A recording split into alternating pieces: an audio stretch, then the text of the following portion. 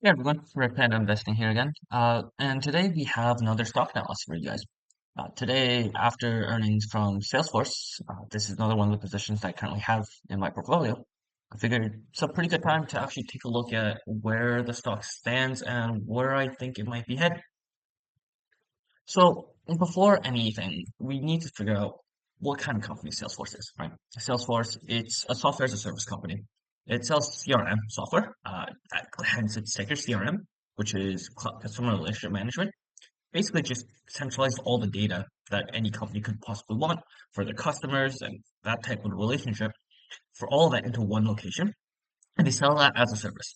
It's pretty hard for any large company to take care of all of it. So any company that starts to use Salesforce probably isn't going to leave Salesforce for anyone else. So that uh, margin, that net for someone to leave, the moat really, is actually quite large for this company. They're also the largest company in the world when it comes to CRM. So that's also a really nice point for them. So once we, given that, what are some of the headwinds and tailwinds that Salesforce is looking at right now? So headwinds, really, I'm going to go basically through this list right now. They're having slowing growth, right? For the past few years, Salesforce has been growing at a double digit, high teens, low 20s percentage growth. But now it's slowing down to maybe just the low teens, maybe high single digit growth rate. So that's going to be a headwind for the share price. Its PE is actually at a relatively high level if you compare it to anything else, especially for the growth that it's projected to have by management. And in addition, it also has a relatively large amount of debt, simply due to the fact that Salesforce historically has made a bunch of acquisitions, and they've also just made this recent acquisition of Informatica. I don't think Informatica is a bad purchase of a company, but that does still lend itself to the large amount of debt that Salesforce has. As for tailwinds, what might drive the stock price higher? A lot of it comes from AI. Their CEO has really been on this AI train. They've done an AI for Agent Force, which essentially offloads all some of the tasks that their customer service reps would have to do. Integration within their workflow. It is definitely something that Mark Benioff, the CEO, really is trying to go through. They're trying to cut costs and increase the margins. And another thing is they're at a historically low free cash flow yield, and that's actually something that might help them. We do want to take a look at this, right? Uh, they've historically have had a much higher, or yeah, uh, I think I got this flipped. Historically high free cash flow yield. My bad. So their price can really still rise before it gets up to what their historical price of free cash flow has been. So what does this all put together? What does that really mean for us, right? Like, let's take a look at the revenue and the profit history. Right. One thing we can really take a look at revenue is just a straight line up, which is something you would expect from someone with such a big moat, a company that's able to retain their customers and really has high switching costs. So their 10-year median growth is 23%, which is respectable, right? Like I said, historically they've had high double digit, high teens, high 20, low 20s percentage growth. In the last 5 years, that increased that pace to about a 28% year-on-year growth, year-on-year CAGR, which is amazing. But then when we take a look at the earnings history, that paints a completely different picture, right? We do see that it is a lot bumpier. And on the next slide, we're going to see why that is. Really, the reason why it's been so bumpy is because of their margins. Their margins has been not consistent, to say the least. It goes all the way up to 20 and then bounces down to like one or two as they acquire companies. So it's not really consistent on their margins.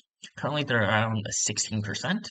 And one of the things we do want to evaluate the company for, and at least what have people have historically priced this company at, they've historically priced this company pretty high because of the potential growth that people have seen in the company.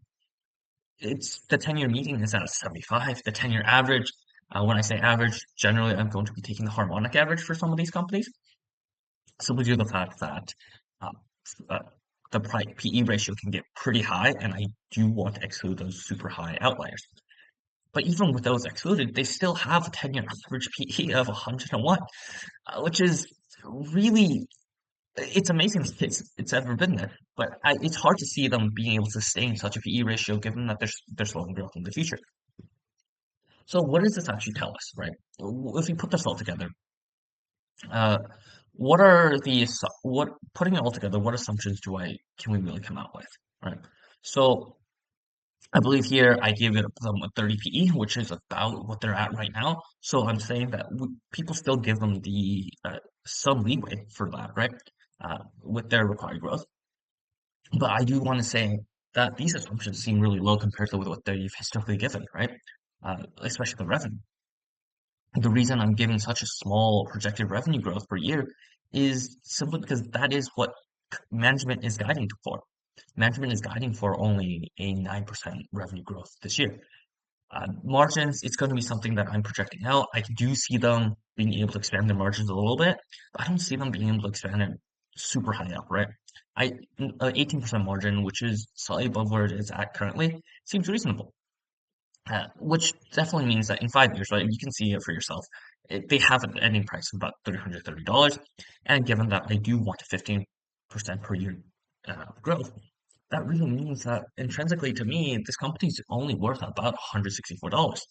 Those of you who know the current price of Salesforce probably see where I'm going with this, but let's take a look at the free cash flow and the dividend yields pricing models that I have and see what that comes out to be. So free cash flow factors. They've had strong growth for free cash flow, right? This is absolutely amazing. Exactly in line with the revenue as you would expect. 23% is the 10-year median. 28% is a 5-year CAGR. It's great growth. The 10-year median price of free cash flow is 35. 10-year average is 34. Like I said, they've had historically high. Uh, they're they're at a historically low point when it comes to price to free cash flow. So essentially, they're at a historically. I get this mixed up all the time whether it's high or low yield. Anyway, but according to price of free cash flow, they're really cheap right now. But what does that mean, right? What do we project into the future, and what do we see it at the price in say 5 years, and how much is that all that cash flow worth to us today? So we're going to assume that's 13% growth rate. And once again, yes, this is well below the historical growth rate of about mid to the high 20s. The reason I'm putting this in is that's just what management is guiding for. And as sad as it is, there's no real better metric for that unless I think I know the business better than management, which as an outsider looking in, I really can't say that, right? Uh, so a growth of 13%. And a historical price to free cash flow 30, which is in line with what they've had historically, right?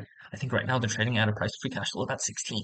Even with that doubling in price of free cash flow, that 13% growth really kills you here, right? We can see that it comes out to a current discounted value of $165 about, right?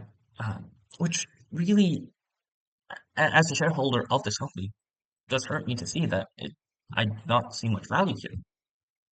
So finally, let's get over to the dividend analysis, right? They've only been paying dividends for about a year, maybe a year and a half, so there's not much to go off of here. So I'm just going to assume that what they've had historically is going to continue, right? They have about 15% dividend growth. Let's say they continue that. And let's say they end with a yield of 1%. Currently, they're at 0.7%, but because due to the fact that I'm assuming that their dividend is going to grow faster than their earnings, their ending dividend yield has to be higher than the current dividend yield. From this, right, we get an intrinsic value today of about $174.30. This is the highest one out of the three that we've looked at so far, but still, I'm going to be discounting this value, no pun intended, simply because there's just not much history to go off of. And this isn't, if you're buying this company, you're not looking for that dividend yield. You're really looking at it for its growth and its free cash flow growth and its revenue growth and its earnings. So putting it all together, what is it? What does it mean?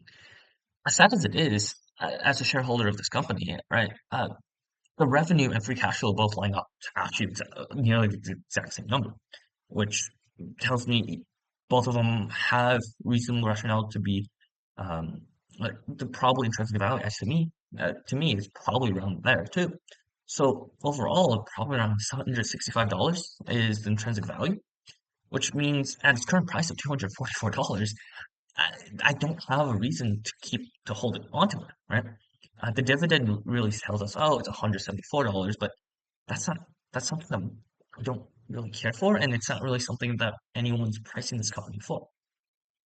So that being said, my final rating on this company, which despite everything it's moat and and it's what's the cost to leave them, right? They're a great high quality company, but at the end of the day, the slowing growth and really just the slowing growth is forcing me to give it a sell rating.